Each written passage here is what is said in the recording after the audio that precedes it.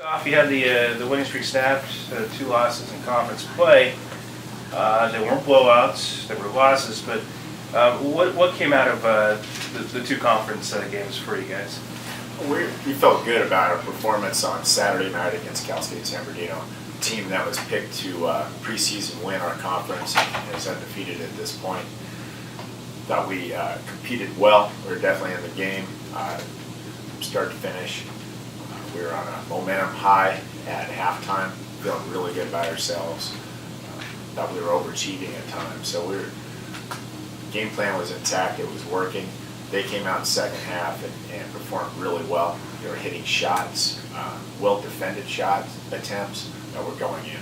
It was one of those nights. Couldn't hold on at the end. We made a valiant effort, I thought, in a moderate comeback, but not enough to win. Do you feel like with both San Diego and San Bernardino that they were teams that made those halftime adjustments going into the second half?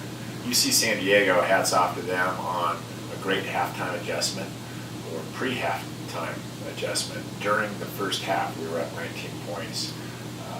Floodgates opened up, and we were in trouble. And they came at us. They picked apart our zone, which was our game plan going in, which I thought was a good game plan, and it executed well, almost for the first half. And then they started hitting shots and did a nice job tactically attacking our zone. All right, so you guys go on the road this week at Pomona, a team that is usually well coached. They got that defense that's just really confusing. Talk about the challenge of going up against Pomona. You know, we've been successful against Cal Poly Pomona as far as their zone defense. It's a matchup zone. It's nationally renowned. It's respected across the West region. It's a very difficult zone to play against. We have some actions against it that we feel comfortable with.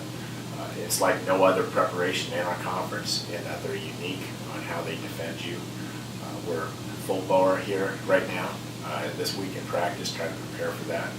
And we'll have the luxury to do 2 weeks in a row to prepare for Cal Poly, and then they're coming back the week after. And facing Pomona, only contest for this week. Even though you're going on the road, I mean, it has to be nice knowing that for this week completely you're getting ready for Pomona, not say another team in front of them. Yeah, it's nice to have Cal Poly Pomona as our travel partner in that we play them 1 time per week.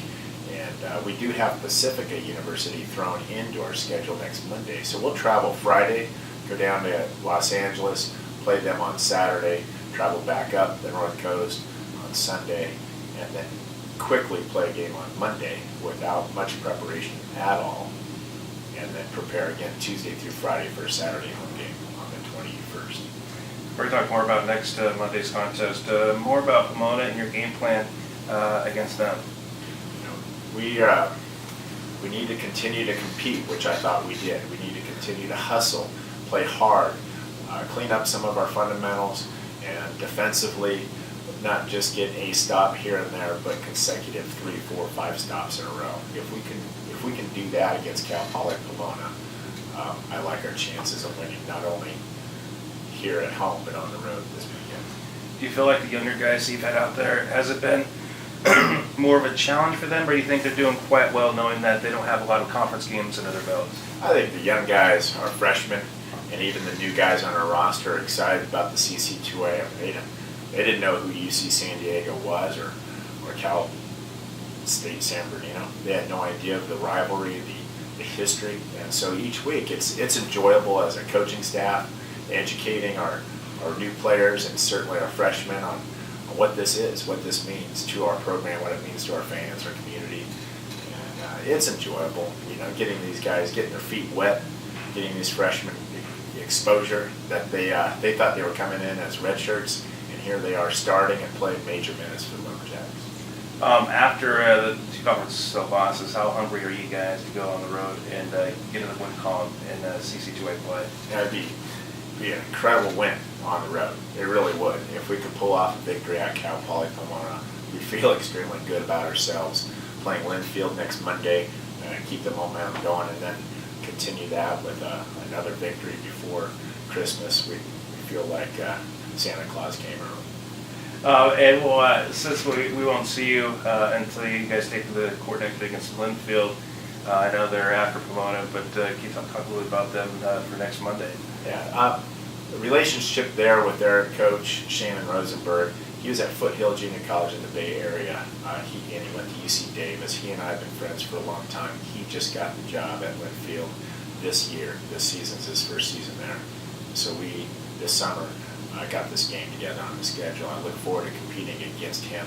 He's an avid steelhead fisherman, and he always comes up to the Trinity River here on the North Coast, and he loves it, loves the area here, so he's willing to bring his team down and play Little Jacks. And so it'll hopefully be a start of a preseason rivalry in itself. You know, he's a great coach, great guy, and he's got a new team, and hopefully we'll compete well against him.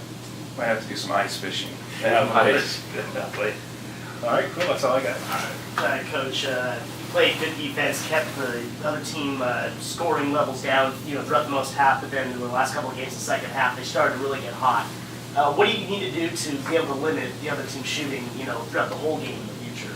We just came out of a coaching meeting earlier this morning, and we're talking in terms of having two game plans, a first half and a second half game plan, and be prepared that way, plan A and plan B, and certainly not be afraid to go to plan B even when things are going well. So defensively, if we start in a press or defensively start in a zone, whatever the case may be, we can always adjust and go man, and maybe a switching man, a double team man, just all the varieties of defenses we have that in our game plan, and certainly don't be afraid to go to that even if it's working.